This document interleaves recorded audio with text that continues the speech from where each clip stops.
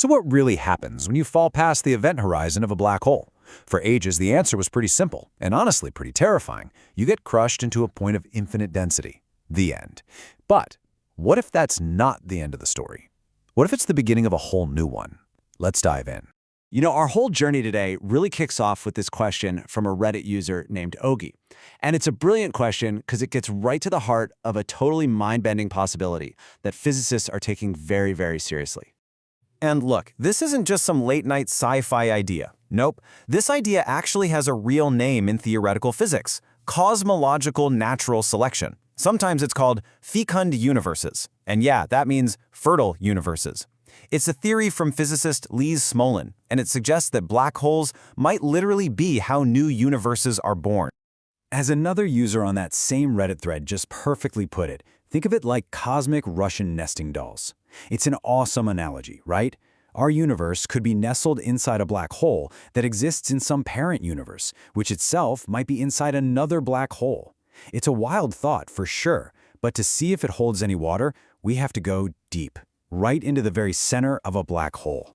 Okay, so first things first. Let's start with the classical picture, the one we all kind of learned about, the point of no return. At the heart of it all is the big bad, the singularity. According to classical general relativity, this is where everything, all the mass, all the matter, that's ever fallen into the black hole gets crushed down into an infinitely small, infinitely dense point, a place where gravity just goes, well, infinite. But here's the thing about infinity in physics. It's usually a giant red flag. It's a sign that your math has basically just broken down. A singularity isn't really a thing so much as it is a dead end, a full stop. It's the place where the rulebook of the universe, the fundamental laws of space-time, just gets thrown out the window. They completely break. And this right here, this is where physics hits a wall, a real clash of the titans. And this is the absolute key.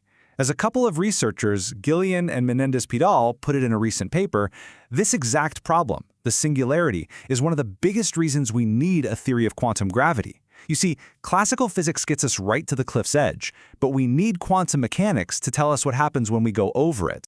And here's why that's so important. Quantum mechanics has this bedrock principle called unitarity. The easiest way to think about it is this: the universe never forgets. The information about a particle, its story, its history, can't just be deleted. But a singularity? That's a cosmic delete button, a place where a particle's story just ends. And in the quantum world, that's a huge no-no. So we've got a major problem, right? Classical gravity says singularity, and quantum mechanics says no way. To bridge that gap, physicists needed a new toolbox. One of the tools they're using is a modified theory called unimodular gravity. Now, don't worry about the name. All you need to know is that this is a fresh way of looking at gravity that doesn't just break when things get intense. It kind of opens the door and invites quantum mechanics in to fix the problem. And when you do that, well, you get a totally radical and honestly beautiful solution. So forget the full stop. Get ready for the great cosmic bounce. The key insights here are coming from that new paper. The researchers basically asked, what happens if we demand that the quantum rules, that whole no deleting information thing, must work inside a black hole? And when they did that, wow, they arrived at a truly stunning conclusion. And this, right here, is the payoff.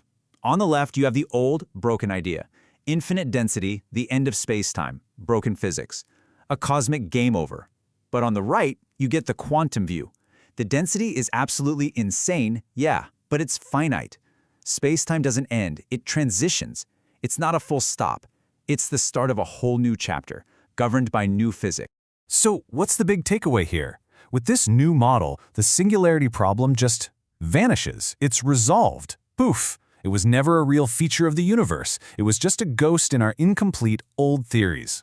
So, in this new quantum-corrected picture, how many singularities are there at the center of black holes? The answer is zero, a big, fat zero. They're replaced by something else entirely.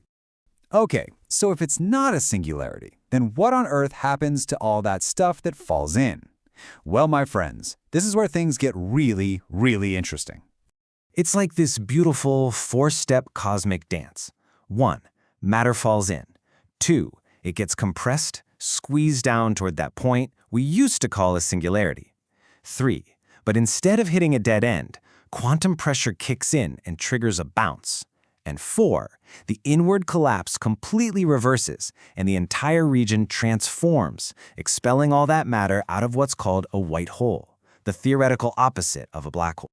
And this incredible switch, this transition from a black hole into a white hole, is thought to form a structure that we've all heard of, an Einstein-Rosen bridge, or as we usually call it, a wormhole, a hypothetical tunnel through the very fabric of space-time.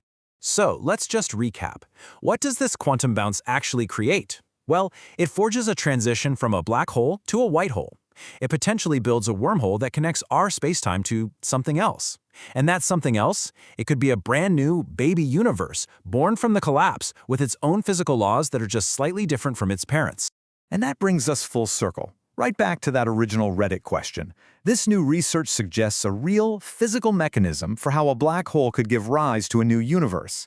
It resolves the singularity and replaces it with a cosmic birth. Which leaves us with the ultimate question to chew on. If this is how universes are made, are we living inside one right now? Was our Big Bang just someone else's great cosmic bounce?